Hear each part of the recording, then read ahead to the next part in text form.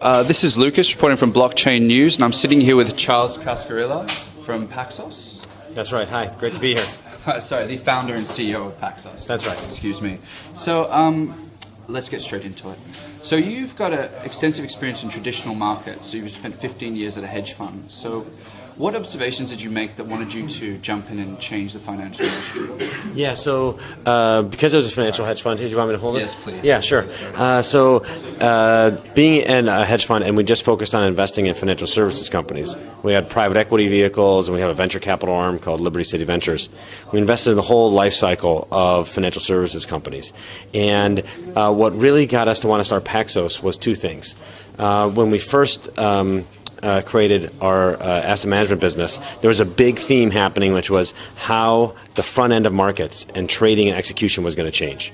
And then what happened from there was you went into the crisis and you saw how the plumbing of the financial system really locked up and exacerbated the crisis.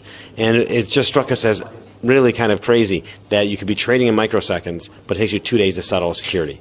And if you could change the plumbing of the financial system, you actually could really fundamentally improve how the whole system works and remove a lot of the negative externalities of centralized intermediaries, too big to fail institutions. And blockchain technology, which we came across, looked to us as a great way to solve this fundamental contradiction of really fast trading, really archaic infrastructure. And you could put it into a blockchain-based system, and not only do you solve these problems, but you actually create more access and the ability to create new products and new intermediation, but in a completely different way, one that's decentralized. And that's what got us to start Paxos, because the whole vision for us is how can you create financial market infrastructure for an open financial system. And so that doesn't mean there shouldn't be regulation. It doesn't mean there shouldn't be safety and soundness. But what it does mean is that you have a completely different way of intermediating and working how assets move. Okay. So Paxos is a regulated trust company with the New York State Department of Financial Services. So what advantages and protection does it give your customers? Well, we kind of think of the trust company as really foundational for us, because it's like a bank but safer. So if someone gives us assets, it's held bankruptcy remote and completely segregated. Unlike with a bank, when you actually give it money, many people don't realize this, you're actually making a loan to the bank, and it can then go and make more loans onwards, right? And so setting up a trust company is a way to give our customers a huge level of confidence that when they send assets to us, that they're safe and they're there and they're not being misused. And because we're going to then tokenize those assets, you know the underlying asset that's backing the token is still there.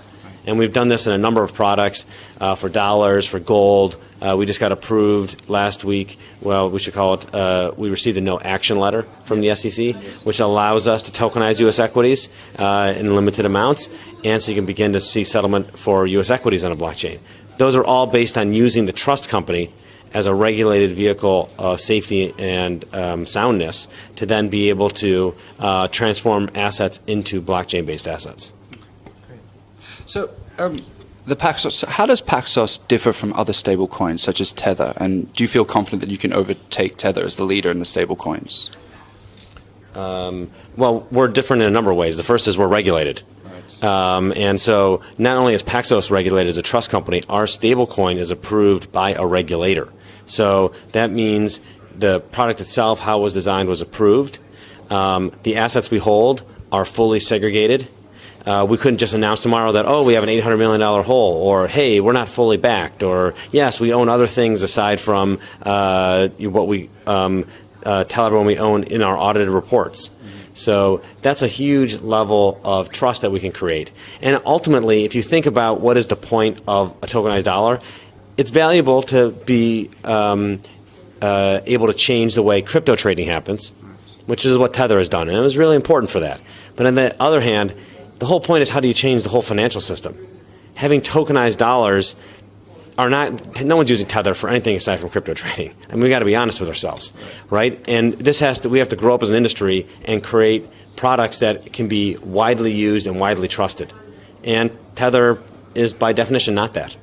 And so I'm very, very confident we'll surpass because the utility of what we've created by being regulated is much broader. So it can be used in payments, it can be used in remittances, it can be used in FX trading, it can be used very broadly, whereas Tether itself is very much meant for, I think, a narrow target audience. So I have to ask you about Facebook Libra. So if Libra is launched and backed by national currencies, do you feel it could pose a serious threat to Paxos?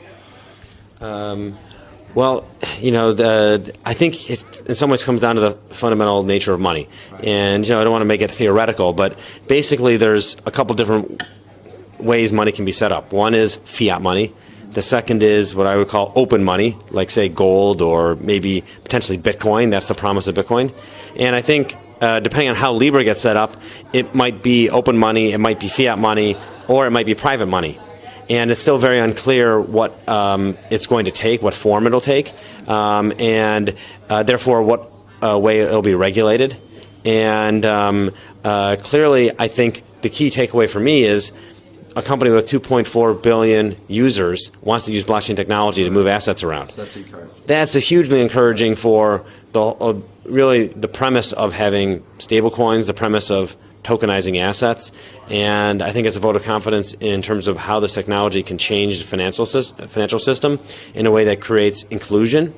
But you can't just create inclusion without also having some forms of regulation and protections, and it's not exactly clear how Libra will fit into that, and I think that's been part of the issues they've been trying to work through. There's been backlash, there's uncertainties about what it'll exactly look like, so it's hard to know what exactly it could mean for Paxos. I think generally it's a positive thing. Financial services is not a winner-take-all industry. It's just too large. And so anything that can help push adoption and push us towards, I think, a more open system is something that is very welcome.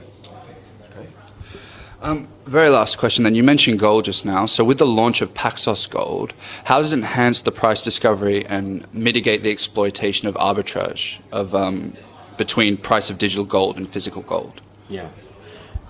So in the gold market, and frankly in any commodity market, there is a fundamental contradiction, which is either it's very liquid and very tradable, and then it's very much not the underlying asset. It's a synthetic, like ETFs or futures and or unallocated gold. It's synthetic gold.